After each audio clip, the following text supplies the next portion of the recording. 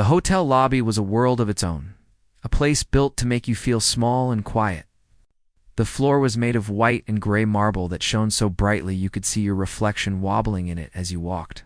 Big green plants with waxy leaves stood in heavy pots, like silent guards in a jungle made of stone and gold. In the middle of all this quiet wealth sat the piano. It was a grand piano, big and black and shiny, so polished it looked like a piece of the night sky had been brought inside and carved into the shape of a musical instrument. It was the king of this silent world, and on its throne was the man who played it. His name was Adrian, though to the people who came to listen, he was simply the pianist. He sat perfectly straight, his back never touching the ornate wood of the bench. His fingers, long and pale, moved over the ivory keys with a speed and precision that was almost scary. They didn't seem to hit the notes. They seemed to call them into existence, one after another, without a single mistake.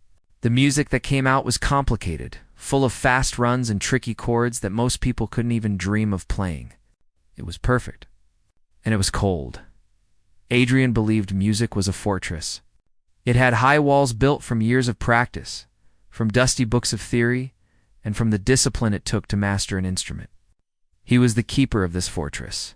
He played the notes exactly as the great composers had written them hundreds of years ago. To him, any change, any personal feeling added to the music was an act of vandalism. It was dirtying something pure. He would watch the audience from the corner of his eye as he played. He saw their impressed faces, their polite nods. He knew they were thinking, "Wow, he is very good." And that was what he wanted. He wanted their admiration for his skill, his control. He didn't want their connection. He didn't need it. He finished a difficult piece. A flurry of sound that ended in a single powerful chord that echoed in the vast space. He let his hands fall to his lap, and the silence rushed back in, heavier than before. A few people clapped, a soft, respectful sound. A man in a very expensive suit dropped a folded bill into the brandy glass on the piano. Adrian didn't acknowledge it. He simply sat there, his face like a mask, waiting for the next moment he would let the perfect, sterile music flow from his fingertips again. On the other side of the lobby, far from the polished throne, a different kind of rhythm was at work. A woman named Elena was making her way through the quietness. She was a housekeeper. Her uniform was a simple gray dress, and on her feet were soft-soled shoes that made no sound on the hard floor. She pushed a large cart filled with clean towels, sprays, and cloths. The wheels of the cart made a gentle, rhythmic squeak as she moved, a sound that seemed out of place in the silent, serious lobby. Alina had worked at this hotel for 10 years. She knew its secrets. She knew which floorboards creaked in the empty hallways at night. She knew the smell of the laundry room, a warm, clean smell of soap and hot air. She knew the way the morning sun came through the big front windows, painting stripes of light on the marble floor. She saw the hotel not as a showplace for the rich, but as a living thing. She saw the worn patches on the carpet where guests always stood, and the little scuff marks near the doors from years of luggage being rolled in and out. Today, her job was to polish all the metal things in the lobby. The railings, the door handles, the frames around the paintings. She took her time, working with a soft yellow cloth and a small bottle of polish. She moved with a steady, unhurried grace, her motions practiced and smooth. She wasn't just cleaning. She was caring for the place. She ran her cloth along a long brass railing that ran alongside a wide staircase. The squeak of her cart, the soft swish of her cloth. Her own quiet breathing, this was her music. As she worked, she could hear the piano. The notes were sharp and clear, like little ice crystals falling in the air. She had heard Adrian play many times before. She always listened. She could hear the skill, the hours and hours of practice it must have taken to play like that. But she also heard something else. Or rather, she didn't hear something. She didn't feel anything. The music was like a beautiful, empty room. It was decorated perfectly, but no one lived there. It made her feel a little sad. It's the way you feel when you see a beautiful but lonely person. Her grandmother had taught her about music. Her grandmother, whose hands were gnarled with arthritis, but who could still play a simple tune on an old, Tove tune upright piano, had told her, Music is not just notes, little one. It is feeling. It is the story of your heart, told with sound. Alina remembered that. She could still hear her grandmother's voice, rough and warm like old wood, so as she polished the brass, her hands moving in a steady circle, she began to hum. It wasn't a loud sound. It was a soft, private tune that she barely knew she was making. It was a simple melody, an old folk song her grandmother used to sing to her when she was a child and had a fever. The song had no words, just a rising and falling line of notes that was full of comfort and warmth. It was the sound of a cool hand on a hot forehead. It was the sound of safety. It was a simple, human sound in a room that was full of perfect, cold ones. She worked her way along the railing, her soft humming weaving a small, invisible thread of warmth through the chilly air. She was in her own world, a world of brass, polish, and old memories. She wasn't trying to compete with the piano. She was just existing alongside it like a small, wild flower growing at the base of a cold, beautiful statue. Adrian finished his piece. He let the final note fade into complete silence. He sat for a moment, his expression proud and distant. He was about to begin another complex piece, a real test of his abilities, when he heard it. A faint sound, a soft humming noise. His head snapped up. His eyes, sharp and critical, scanned the lobby. They passed over the wealthy guests reading newspapers, over the bellhops standing at attention. Then they landed on her. The housekeeper, the woman in the simple gray dress, polishing the brass railing, and she was humming. A soft, tuneless, common little sound. A hot flash of irritation went through him. It was an insult. It was like someone had scribbled with a crayon on a masterpiece. How dare she? How dare she fill his carefully constructed silence, his temple of high art, with this?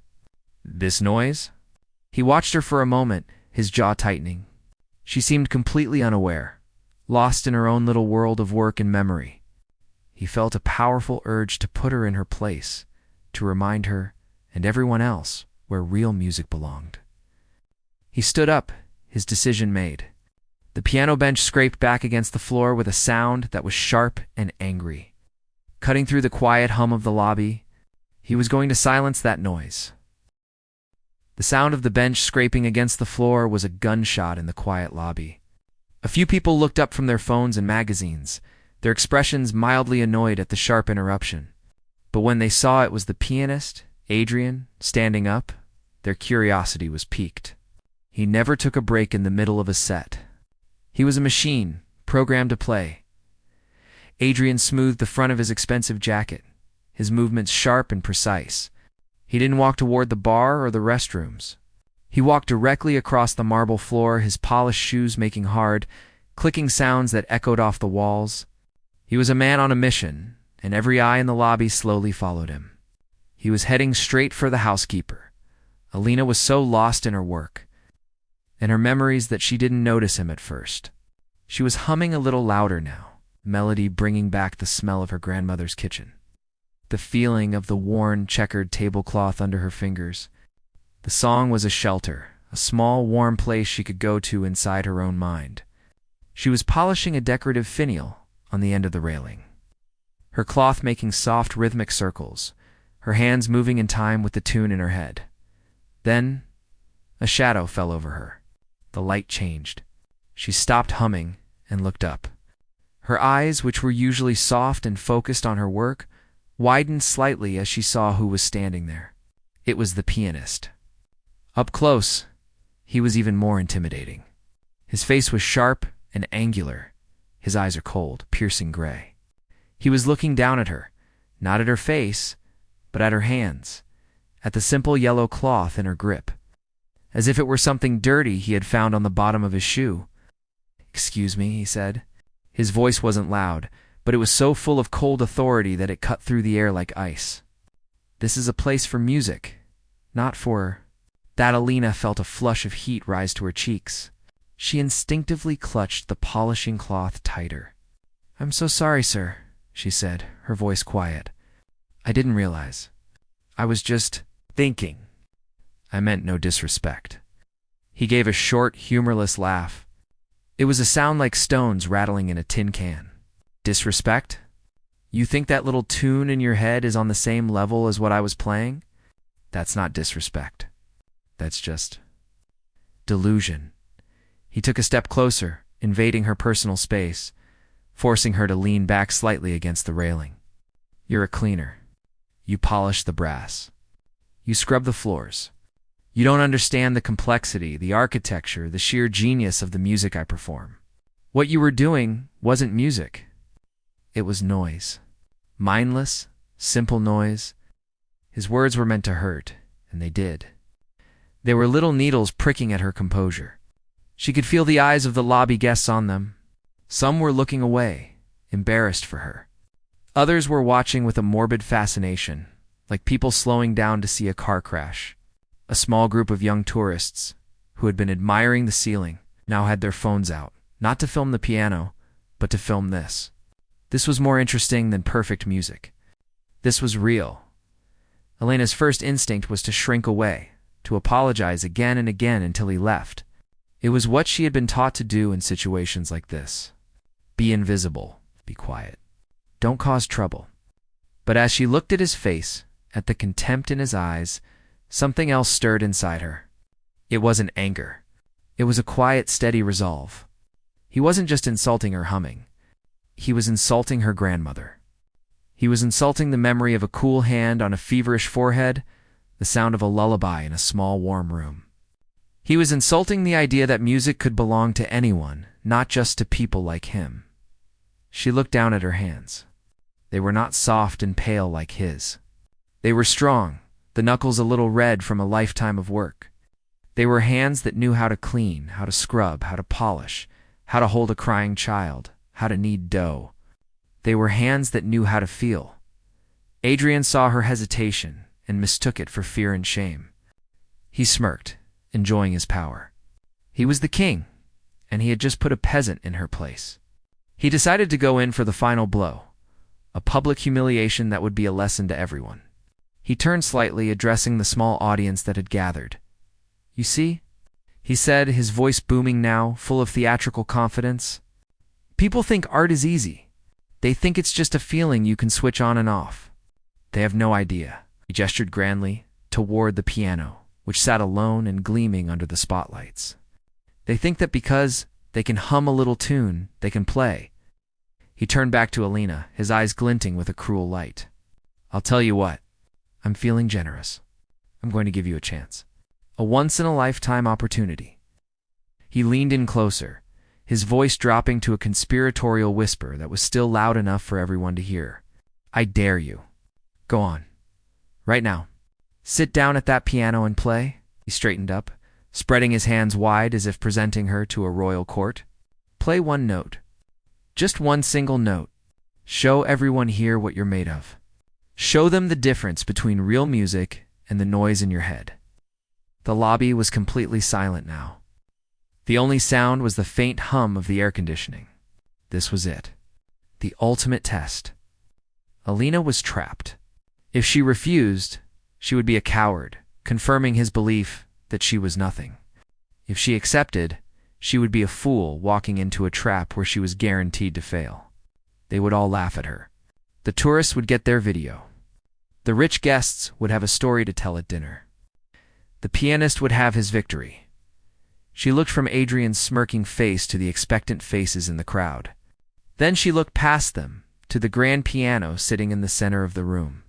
It looked so big, so intimidating. It was a fortress, and he was its king. She was just a woman with a polishing cloth. What could she possibly do?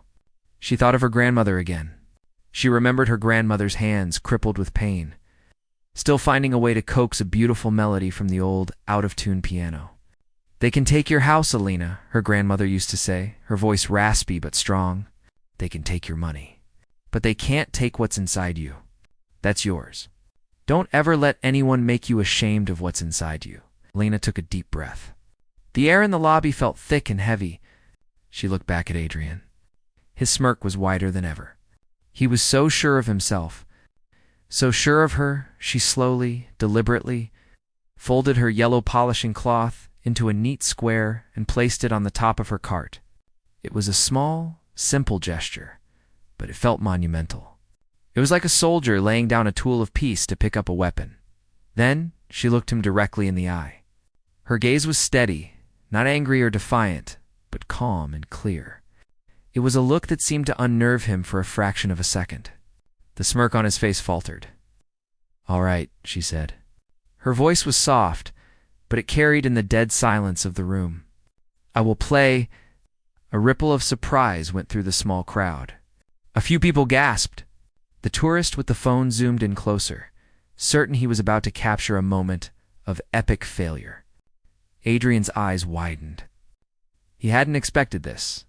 He had expected her to stammer an excuse, to run away, to cry. He had not expected her to accept his dare with such quiet dignity. He recovered quickly, his arrogant mask snapping back into place. "Excellent," he said, rubbing his hands together with glee. "This will be very educational." Lena didn't say another word. She turned away from her cart and began to walk toward the piano. Her soft-soled shoes made no sound on the marble. It was as if she were floating.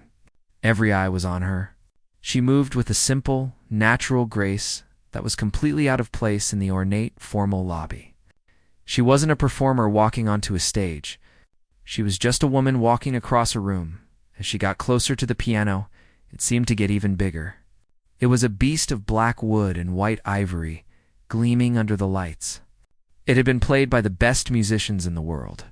It was an instrument of perfection, and she was about to touch it. She reached the platform and stepped up onto it. The polished wood felt cool under her shoes. She stood for a moment in front of the piano bench, looking at the keyboard. The 88 black and white keys stared back at her like 1,000 unblinking eyes. Adrian stood a few feet away, his arms crossed over his chest, his posture radiating triumph. He was the judge, the jury, and the executioner, and he was waiting for the verdict. Alina didn't look at him anymore. She didn't look at the crowd. Her focus was entirely on the piano. She reached out one hand and gently touched the smooth, cool wood of the side. It felt solid, real. Then she did something that surprised everyone, including Adrian. She didn't immediately sit down. She ran her fingers lightly over the keys, from the lowest bass note to the highest treble, without pressing them down. It was a gesture of familiarity, of greeting, like she was saying hello to an old friend. Finally, she sat down on the bench. She didn't sit ramrod straight like Adrian. She sat comfortably, her body relaxed, her shoulders soft. She looked completely at ease, as if she were sitting on her own porch swing on a summer evening. She placed her hands in her lap, took one last quiet breath, and then she raised them and let them come to rest on the keys. Her hands, the strong working hands, looked so different from Adrian's. They looked like they belonged there. They looked like they were home. The lobby was a held breath. Every person, from the richest guest in a silk shirt to the youngest tourist in a faded t-shirt, was frozen in place. All eyes were on the woman in the simple gray dress sitting at the grand piano. Adrian stood with his arms still crossed, but his smirk had tightened into a thin, impatient line. He was waiting for the fumble, the sour note, the moment of clumsy failure that would prove his point and restore order to his world. Alina sat quietly, her hands resting on the cool ivory keys. She didn't look at the audience. She didn't look at Adrian. Her eyes were closed, her head tilted slightly to the side, as if she were listening to a sound that no one else could hear. For a long moment, the only movement in the vast room was the gentle shimmer of the spotlights on the polished black wood of the piano. The silence stretched, becoming thin and tense. A man in the back shifted his weight, his shoes squeaking softly on the marble, a sound that seemed shockingly loud. Then her right thumb moved. It pressed down on a single white key in the middle of the keyboard. The note that came out was not loud or dramatic. It was soft, clear, and pure, like a single drop of clean water falling into a still pool. It hung in the air for a moment, full and round, before it began to fade. It was just a note. But it wasn't just a note. It was the beginning of something. Her other fingers joined in, one by one, picking out the simple melody she had been humming while she polished the brass railing. It was the same tune, the old folk song her grandmother had sung to her. But now on the grand piano, it was different. It was fuller, richer. The notes were not perfectly timed in the way a metronome would dictate. They breathed. There was a tiny, almost imperceptible pause between one phrase and the next, space that was as full of meaning as the notes themselves. It was the space a person takes to draw a breath before speaking from the heart. The melody was simple. It's built from a handful of notes that any beginner could learn, but the way she played them was something else entirely. Her touch was incredibly gentle. She wasn't striking the keys. She was coaxing the sound out of them, persuading them to sing. The tune unfolded slowly, like a flower opening its petals in the first light of morning. It was a sound of nostalgia, of aching sweetness. It spoke of rainy afternoons, of the smell of old books, of the comfort of a hand held in the dark. The people in the lobby found themselves leaning in, their bodies unconsciously drawn toward the sound. The tourist with the phone slowly lowered it, his mouth slightly open. He had been expecting to capture a joke, a failure, something to laugh about with his friends later. This was not that. This was something that demanded to be listened to, not filmed. Adrian's face was a mask of confusion. He had expected a disaster he could understand. But this was a mystery. The technique was all wrong, of course. Her wrists were too relaxed, her fingering was unorthodox. By all the rules he had spent his life mastering, it was incorrect. It was amateurish. Yet there was a quality to the sound that he couldn't name. It had a warmth, a texture, that his own flawless playing lacked. He felt a strange and uncomfortable prickle on the back of his neck. Elena's left hand began to move now, adding a simple, soft harmony to the melody. It wasn't a complex chord progression. It was just a few notes that supported the main tune, like a soft blanket being tucked around a sleeping child. The harmony was not perfect in a classical sense.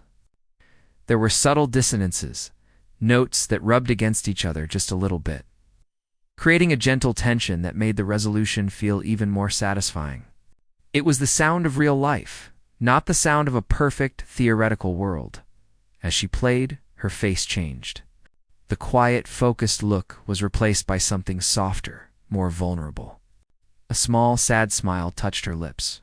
She was no longer in the hotel lobby. She was back in her grandmother's small kitchen, sitting on a wooden stool, her feet dangling high above the floor. The smell of simmering tomatoes filled the air. Her grandmother, her face a roadmap of wrinkles and laugh lines, sat beside her at the old upright piano, her gnarled fingers finding the same simple melody. "Feel this, little one," she would say, her voice a low rumble. "This is the sound of love, even when you're sad." A single tear escaped from Elena's closed eye and traced a slow path down her cheek. She didn't wipe it away. She kept playing, and the tear fell onto her hand, a tiny warm drop of salt water on her skin. The music seemed to absorb that feeling, that drop of pure emotion. It became even more poignant. The simple melody began to grow. She started to add small variations, little decorations that twirled around the main tune like butterflies. They were not showy or difficult. They were natural, organic, like a vine growing around a sturdy branch. Each little flourish felt like a new memory being added to the story. A variation that was a little brighter spoke of a sunny day in a field of wildflowers. A turn in the melody that was a little more somber spoke of the quiet emptiness of the house after her grandmother was gone. The lobby was utterly transformed.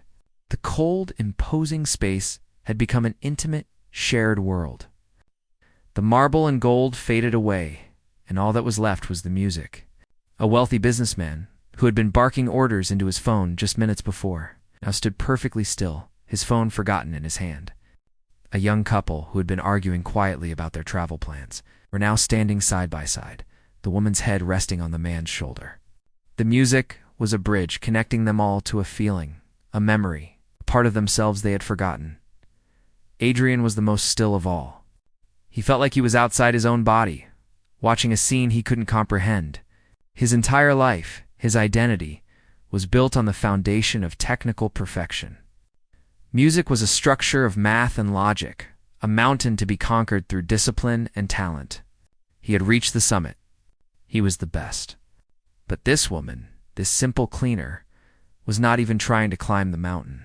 She was sitting at its base, telling a story about a flower she had found there. And her story was somehow more compelling than the entire view from the top. He watched her hands. They were not the hands of a pianist. They were strong, capable hands. But on the keys, they possessed a wisdom that his hands did not. They knew when to press and when to let go, when to be firm and when to be gentle. It was an intelligence that had nothing to do with practice and everything to do with living. He felt a strange sensation, a hollow feeling in his chest. It was a feeling he didn't recognize. It felt a lot like envy. The melody began its journey toward an end. The notes became softer, slower, like the last embers of a fire dying down. She played the final phrase, the same notes she had started with, but now they felt different. They were filled with everything that had come before. The last note hung in the air, not disappearing, but slowly melting into the silence until it was gone, and then there was silence. But it wasn't the same silence as before. It wasn't an empty, cold silence. It was a full, warm, vibrating silence, thick with the ghost of the music that had just filled it. No one moved. No one spoke. They were all still under the spell, holding on to the feeling, not wanting it to break. It was the kind of silence that is more profound, more meaningful than any sound. Alina kept her eyes closed for a long moment after the last note had faded. Her hands remained on the keys, as if she were saying a final, silent goodbye. Then, slowly, she lifted her hands and placed them back in her lap. She opened her eyes. The spell was broken. A collective, audible sigh seemed to pass through the room. And then, someone started to clap. It wasn't the polite, respectful clapping that Adrian usually received. It was a single, loud clap from the man who had been on the phone. It was a sound of pure, instinctive appreciation. Then another person joined in, and another. Soon, the entire lobby was filled with the sound of applause. It was messy and emotional and heartfelt. People were not just clapping. They were standing up. The standing ovation grew, a wave of sound and movement that washed over the room, directed entirely at the woman in the gray dress. Alina looked out at the sea of faces, her expression one of quiet surprise, as if she had just woken up and didn't know where she was. She saw the smiling faces, the teary eyes. She saw the genuine appreciation, and then she looked past them to the man standing by the piano. Adrian was still standing, his arms at his sides now. He was not clapping. His face was pale, his expression a mixture of shock, confusion, and something else. Something that looked very much like defeat. Their eyes met for a brief second across the now transformed space. In that moment, she was not a cleaner, and he was not a master. They were just two people, and she had just shown him a world he never knew existed. The applause was a wave, warm and loud, crashing over the silent marble of the lobby. It was not the polite golf clap Adrian was accustomed to. This was a raw, emotional sound. People were on their feet, their faces alive with a feeling that had been absent just moments before. The tourist with the phone was no longer recording a potential disaster. He was capturing a miracle, his own face reflecting the awe on the screen. The businessman had put his phone away entirely and was clapping with a fierce, almost desperate energy, as if the music had filled a void in his life he hadn't known was there. The sound was for Alina, but it filled the entire space. Washing over everything and everyone, Alina sat on the piano bench, stunned by the reaction. She looked out at the standing crowd, her eyes wide with a gentle disbelief. She saw not an audience, but a collection of individual faces, each one touched, each one moved. She gave a small, shy nod of acknowledgement, a gesture of gratitude that was both humble and profound. Then she began to rise from the bench, her intention clearly to return to her cart, to her work, to the quiet rhythm of her life. But as she shifted her weight, her fingers, still resting on the keys, seemed to have a will of their own. They did not lift away. Instead, they settled back into place, her posture straightening just a fraction. Her eyes, which had been scanning the crowd, drifted closed again. The applause, sensing a shift in mood, began to falter. slowly dying down until the lobby was once again enveloped in that thick, listening silence. Adrian felt a flicker of relief. It was over. She had had her moment, her little trick. She had played a simple, sentimental tune that had appealed to the masses, like a cheap painting of a sad-eyed puppy. It was a party trick, nothing more. Now, she would leave, and he could reclaim his domain. Perhaps with a piece so technically complex, it would erase the memory of her simple folk song from their minds. He watched her, ready to step forward and take his place back on the throne. But she didn't move. Her fingers remained on the keys, poised and still. A new energy began to emanate from her. It was different from the gentle, nostalgic warmth of the first piece. This was a coiled energy, a quiet intensity. The air in the lobby seemed to crackle with it. The onlookers, who had been about to return to their seats, froze again. They could feel that something was coming. The story wasn't over. Then, her left hand moved. It descended into the lower registers of the piano and struck a chord. It was not a simple, comforting chord. It was dark, dissonant, and full of foreboding. It was the sound of a storm gathering on the horizon, a low rumble of thunder that shakes the ground. The sound was so unexpected, so different from what had come before, that a few people actually gasped. The warmth had vanished, replaced by a sudden, dramatic chill. Before the echo of the dark chord had even faded, her right hand erupted. A cascade of notes, fast and furious, poured from the piano.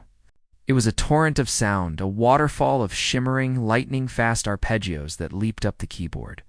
It was technically demanding, far more complex than the simple melody she had just played. The crowd watched, mesmerized, as her fingers flew across the ivory. They were no longer the gentle fingers of a folk singer. They were the powerful, precise fingers of a storm chaser. Adrian's blood ran cold. He recognized the music.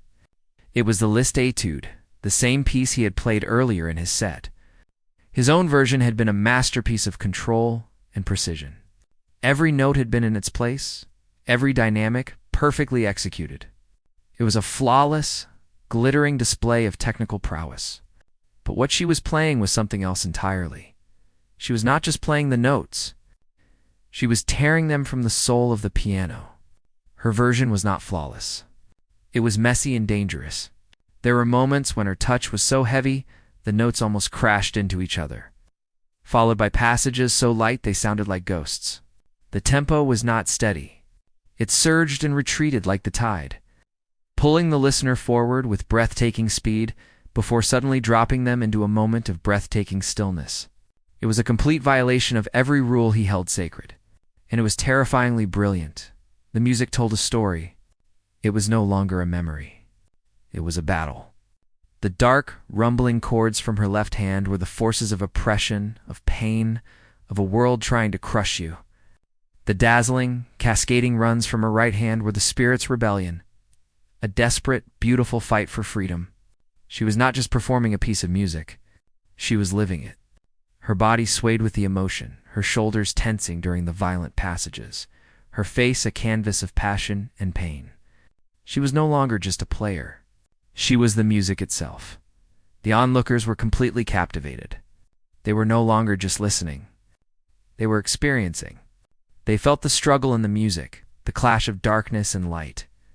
A young woman in the front row had tears streaming down her face, her hand pressed to her mouth. An old man, his face a network of wrinkles, gripped the arm of his chair so tightly his knuckles were white. The music was reaching inside them and pulling out their own buried battles, their own secret struggles, their own desperate hopes. Adrian was frozen in place, his mind reeling. He was a master craftsman, and she was a force of nature. He had built a beautiful, intricate clockwork bird, and she had shown him a living, breathing eagle in flight. He could see every mistake she made, the slight rush of tempo, the blurred pedal, the occasional note that wasn't perfectly clear. But these mistakes were not errors. They were the fingerprints of humanity. They were the very things that gave the music its life, its power, its soul. He realized with a sickening certainty that his own perfect performance had been a lie. It was a beautiful, empty shell. Her chaotic, passionate version was the truth. the music built to a fever pitch. The storm was now raging in full force. The notes were a blizzard, a hurricane of sound that filled the lobby and shook it to its foundations. Her hands were a blur of motion, a dance of incredible power and speed.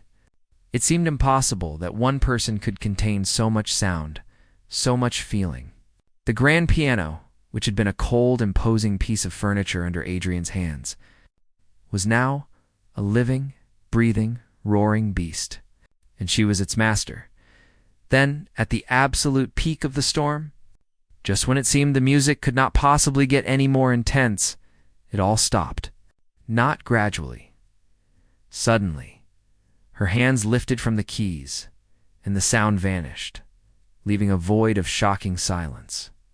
The silence was more deafening than the noise had been.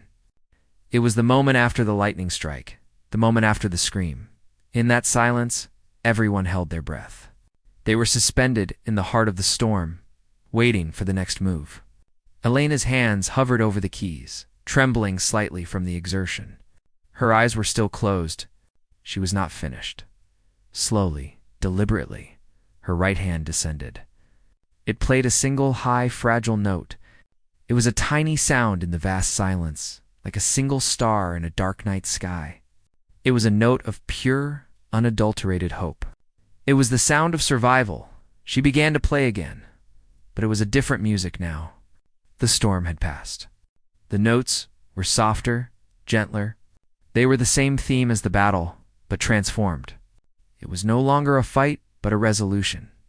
It was the sound of a person, battered and bruised, but not broken, looking up at the dawn after a long, terrible night. The melody was filled with a quiet strength, a deep and abiding peace. It was the sound of healing. The final passage of the music began to unfold. It was not a triumphant, crashing finale. It was a gentle, beautiful unfolding. The notes flowed from the piano like a river of light, weaving the themes of struggle and hope together into a single, transcendent tapestry.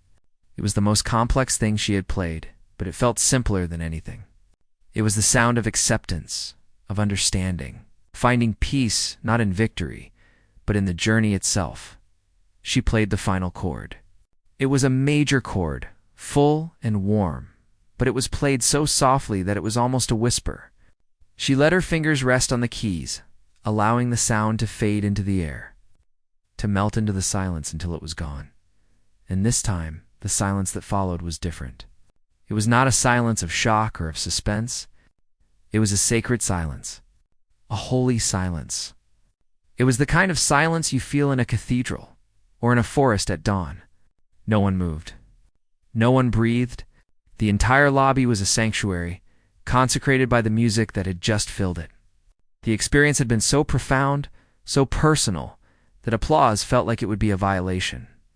It would be like shouting in a church. Elena finally opened her eyes. They were clear and bright. She looked out at the crowd, and for the first time she really saw them. She saw the tears, the wonder, the shared humanity. Her gaze moved past them and found Adrian. He stood alone by the side of the piano, his face ashen. His arms hung limply at his sides. The mask of arrogance, the armor of superiority, had been completely shattered. His face was an open book, and on its pages was written a story of utter devastation and profound revelation. He was no longer a king looking down on a peasant. He was a man who had just been shown the sky for the first time and was realizing he had spent his entire life in a cave. His eyes met hers, and in them she saw no anger, no resentment. She saw only a naked, humbling awe. He had dared her to play, and she had played, and in doing so, she had unmade him. The sacred silence in the lobby stretched on, becoming a living thing. It was a shared breath, a collective moment of being held in the grip of something profound. No one wanted to be the first to break it, to shatter the fragile, beautiful spell that had been woven. The air itself seemed different, cleansed and heavy with meaning. Then, from the back of the room, came the sound. It was not a clap. It was a sob. A woman, a stranger to everyone there, had her face in her hands, her shoulders shaking with a quiet, overwhelming emotion. That single, vulnerable sound was the key that unlocked the room. A wave of sound followed. But it was not the loud, boisterous applause from before. It was a gentler, more tumultuous tide of emotion. People were clapping, yes, but they were also wiping their eyes, hugging each other, speaking in hushed, reverent tones. The applause was not for a performer. It was a thank you. It was a release. It was the sound of hearts that had been touched and were now trying to express a feeling that had no words. Through it all, Lena sat at the piano, her hands resting still on the keys. She watched the faces in the crowd, her expression soft and full of a quiet wonder. She had not expected this. She had only played what was inside her, a story she thought was only her own. She was seeing now that it was everyone's story. She gave them one last, small, grateful smile, a silent acknowledgement of their shared moment. Then, with a simple, natural grace, she rose from the bench. She did not bow or take a final, dramatic pose. She simply stood up, as if finishing a conversation with an old friend. She turned away from the grand piano and began to walk back toward her cart. The crowd parted for her, creating a path as if by instinct. They didn't reach out to touch her or call her name. They just watched her pass, their faces full of a deep, unspoken respect. She was not a celebrity to them. She was something more, something elemental. She was the music, and she was returning to her place in the world. She reached her cart. The familiar sight of her yellow cloths and spray bottles a strange anchor in the transformed landscape of the lobby. She picked up the cloth she had folded earlier, its simple cotton texture a grounding reality. She was about to push the cart toward the service elevators, to disappear back into the quiet world of her work, when a voice stopped her. Wait, the voice was not loud, but it cut through the low murmur of the room. It was a raw, strained sound, stripped of all its former arrogance. Alina turned. It was Adrian. He was standing where she had left him, but he was a completely different man. The rigid posture was gone, his shoulders slumped in defeat. His face, once a mask of cold superiority, was now pale and open, his eyes filled with a bewildered, painful light. He looked lost. He took a hesitant step toward her, then another. The crowd watched, their own emotions momentarily forgotten in the drama of this new confrontation. He stopped a few feet from her, close enough for her to see the tremor in his hands. "How?" he asked, his voice barely a whisper. "How did you do that?" Alina looked at him, her expression calm and without judgment. She saw no arrogance in his eyes now, only a desperate, genuine need to understand. "I just played," she said softly, "like my grandmother taught me." He shook his head, a small, confused motion. "No, it was more than that. I play that piece. The Liszt. I play it perfectly. Every note, every dynamic, every pedal mark. I've mastered it. But what you did? It wasn't the same piece. It was something else entirely. It was alive." He looked down at his own hands, opening and closing his fingers as if seeing them for the first time. "My hands are tools. They are trained to execute commands. Your hands. They were telling a story." "I don't understand." Took another step closer, his gaze imploring. "Who are you, really? Where did you learn to play like that?" Alina considered him for a long moment. She saw not a snobbish pianist, but a man who had built a beautiful, intricate cage around himself, and had just been shown that the door was unlocked all along. She felt a pang of pity for him, for all the years he had spent inside, admiring the bars. "My grandmother was a concert pianist," she began, her voice quiet but clear, carrying easily in the now silent room. "In the old country, before the war, she was famous. People said she had a gift." A faint, sad smile touched Elena's lips. "She had beautiful hands, long and elegant, just like yours. She could play anything." She paused, her gaze drifting for a second to the grand piano. But then the war came. There was an explosion. A building fell. They saved her, but they couldn't save her hands. Alina looked down at her own strong, capable hands. Her fingers were broken, twisted. The pain was terrible. She could never play like that again. She could barely hold a cup. Adrian stared at her, his mouth slightly agape. The story was painting a picture he could never have imagined. She was heartbroken, of course, Elena continued. Her music was gone. For a long time, she wouldn't even go near the old upright piano we had in our small apartment. But one day I was crying because I had fallen and scraped my knee. And she came to me. She couldn't hold me well. Her hands hurt too much. But she sat next to me, and she started to hum. She hummed a little tune, the one I played for you first. And she told me something. Lena looked directly into Adrian's eyes. She said, "They can take your hands, little one. They can take your house, your family, everything you own. But they can't take what's inside you. The music isn't in the fingers. It's in the heart. The fingers are just a way to let it out." So she taught me. She taught me to play with my heart, because she said that's the one part of you they can never take. She finished her story, the simple words hanging in the air with more weight than any symphony. It was not an excuse or an explanation. It was a truth.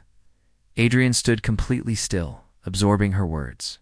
They were not a condemnation, but they hit him with the force of a revelation. All his life, he had focused on the fingers. The discipline, the technique, the flawless execution. He had spent decades perfecting the cage, polishing the bars, admiring the strength of the lock. He had completely forgotten about the bird that was meant to fly inside it. He had mistaken the prison for the art. He looked from Elena's honest, open face to the grand piano, which now seemed like a stranger to him. It was no longer a throne. It was a challenge. It was a question he had never thought to ask. He saw his entire career, his entire identity, as a beautiful, hollow monument to a profound misunderstanding. The feeling was not one of anger or jealousy, but of a deep, staggering loss. He had wasted so much time. Elena saw the shift in his eyes. She saw the dawning of a painful but necessary understanding. She gave him a final, gentle nod, a small gesture of compassion. Then she turned away from him, turned away from the piano and the silent, watching crowd. She put her hands on the handle of her cart and began to push it. The soft, rhythmic squeak of the wheels was the only sound as she walked across the marble floor. She did not look back. She disappeared through a pair of heavy swinging doors that led to the service corridors. Leaving behind a world that had been irrevocably changed, Adrian watched her go until the doors swung shut, cutting her off from his sight. He remained standing there for a long time, the lobby slowly emptying around him as the guests drifted away, still talking in whispers about what they had witnessed. The hotel manager approached him cautiously, asking if he was all right, if he would be finishing his set. Adrian didn't seem to hear him. Eventually, he was alone in the vast, quiet space, alone with the piano. He walked slowly back to the bench, his movements no longer sharp and confident, but hesitant and unsure. He sat down. He looked at the 88 black and white keys, the same keys he had looked at 1,000 times before. But tonight, they looked different. They were not a test to be passed, a fortress to be defended. They were a door. He lifted his hands, his perfect trained hands, and held them over the keys. He tried to remember the first piece he had played that day, a flawless Bach fugue. He knew every note by heart, but as he sat there, he couldn't bring himself to play it. It felt empty, a meaningless string of commands. Instead, he thought of Elena's story. He thought of a grandmother with broken hands teaching a child to play with the heart. He closed his eyes. He took a breath. And for the first time in his life, he didn't think about the notes. He didn't think about his fingers. He tried to find something inside himself, a feeling, a memory, anything real. He found a small, sad memory of being a lonely boy, practicing scales while other children played outside. He pressed a key. The note was soft, hesitant. It was not perfect. It was quiet. But it was a beginning.